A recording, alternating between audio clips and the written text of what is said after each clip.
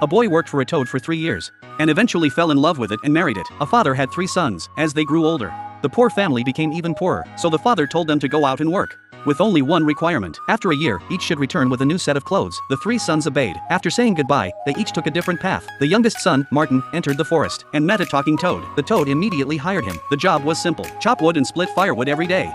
Put the toad on the bed at night and wake it up in the morning. Martin agreed immediately. He chopped and split wood every day. A year passed quickly. The toad boss was very satisfied and sent him to the basement to pick clothes. On his way home, he met his 2 older brothers. When they heard he was working for a toad, they laughed at him. But when Martin showed his new clothes, his brothers instantly became jealous. The 3 brothers returned home. Soon, the father asked them to go out again, this time to bring home a barrel of wine each. The 3 brothers set off again. Martin returned to work for the toad. After chopping wood for another year, the toad gave him an empty wine bottle to fill himself. On the way home, he met his brothers again. They were carrying large wine barrels, while Martin only had a bottle. The brothers mocked him again, but when they got home, they discovered Martin's wine bottle was magical. It could never run out of wine. The brothers became insanely jealous. After drinking the wine, the father gave them a new task. This time, a more difficult one: bring home a wife after 1 year. Martin returned to the toad. The toad asked him to chop down the entire forest and stack the wood into a pile. Soon, another year passed. The toad told him to put itself and its bed on the wood pile, then light it on fire, and use a broom to drive all other toads into the river, so none could escape. Martin was worried but obeyed. After lighting the fire, chaos erupted around him. Smoke rose from his broom. After chasing all the toads away,